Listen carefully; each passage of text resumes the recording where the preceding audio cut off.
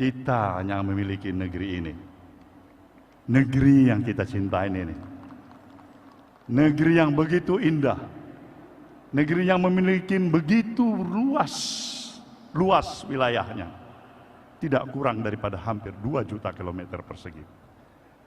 Negeri yang mempunyai posisi geografis yang begitu strategis, diapit oleh 2 samudera, Samudra India dan Samudra Pasifik.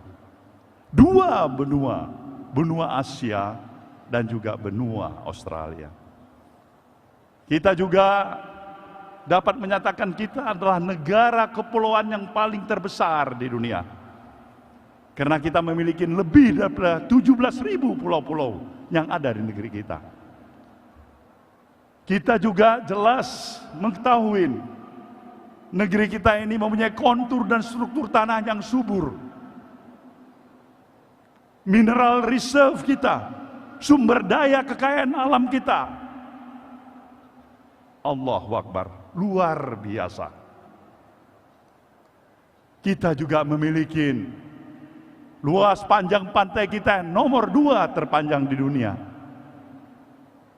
Kita juga memiliki jumlah penduduk kita sekarang ini yang hampir mendekati 280 juta. Itu artinya kita memiliki jumlah kebesaran penduduk nomor 4 yang terbesar daripada negara-negara yang ada di dunia pada saat ini.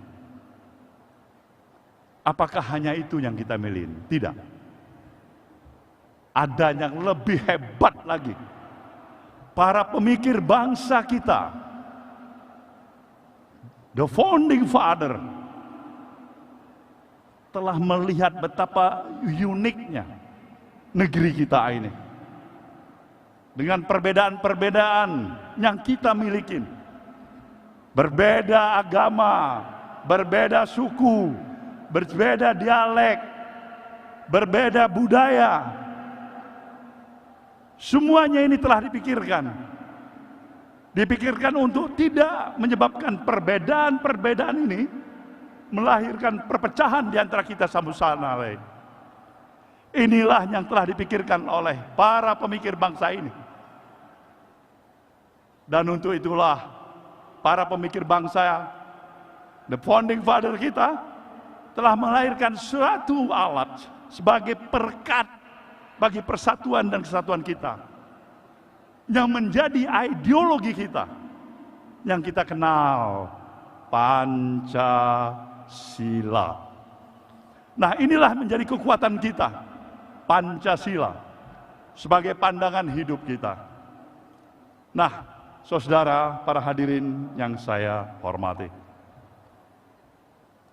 begitu luasnya, begitu indahnya, begitu hebatnya negeri yang kita miliki ini.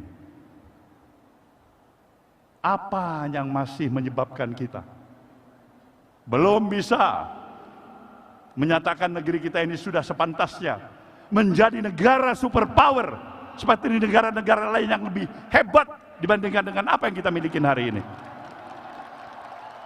Apa yang menyebabkan ini? Kenapa kita belum mampu mencapai tingkatan dan harapan seperti apa yang diharapkan oleh pendiri bangsa ini? Bukan karena kita negara yang kurang luas, bukan karena negara kita kurang kaya, bukan karena jumlah penduduk kita kurang besar, bukan karena kontur struktur tanah kita kurang subur. Semuanya kita miliki. Tapi satu hal yang menjadi masalah besar bagi kita sebagai satu bangsa. Nah, ini yang perlu saya ingatkan kepada saudara. Bahwasanya pikiran, gerakan perubahan yang juga sejalan dengan apa yang pernah dikonstatir oleh Presiden Jokowi untuk melaksanakan revolusi mental adalah sebenarnya identik dengan misi gerakan perubahan kita. Senafas, sebangun, sejalan. Dan itulah yang kenapa ketika pada tahun 2014 pemilu dengan seluruh kekuatan dan harapan energi yang kita miliki, kita dukung yang namanya Presiden Jokowi kala itu sebagai calon presiden untuk menjadi presiden di negeri ini, saudaraku. Kita memberikan dukungannya secara totalitas. Kenapa? Karena kita mempunyai keyakinan dengan konsepsi, gagasan, dan pemikiran yang sama dengan apa yang kita miliki. Logika kita menyatakan, kita yakin progres perjalanan kemajuan kita berbangsa dan bernegara akan jauh lebih hebat seperti apa yang kita harapkan. Tapi sayang, 1000 kali sayang,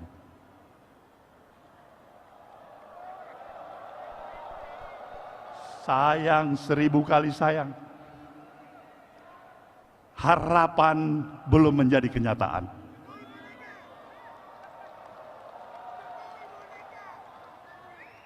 Apa yang harus berani kita nyatakan menjelang 78 tahun kemerdekaan bangsa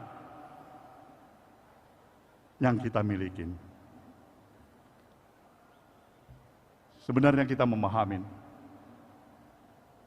bahwasanya kemerdekaan yang kita miliki ini bukanlah hanya pemberian atau hadiah yang kita peroleh dari para kaum penjajah.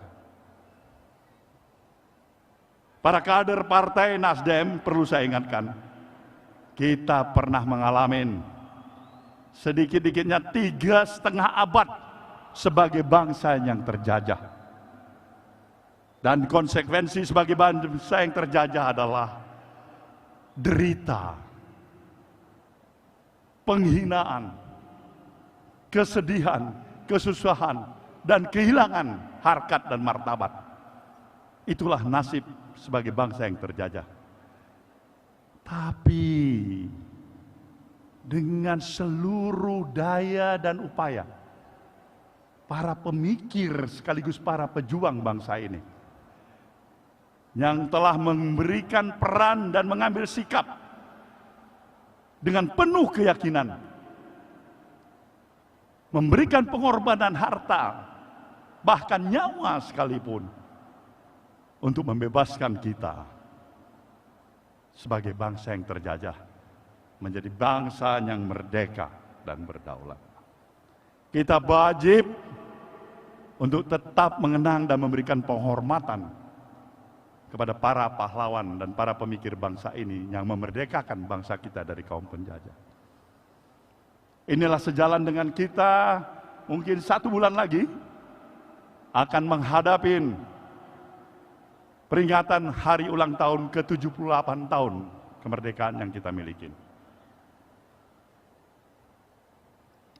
Sejujurnya, kita telah mengalami berbagai kemajuan dalam berbagai peranata kehidupan yang ada, dalam beberapa aspek kehidupan yang kita miliki.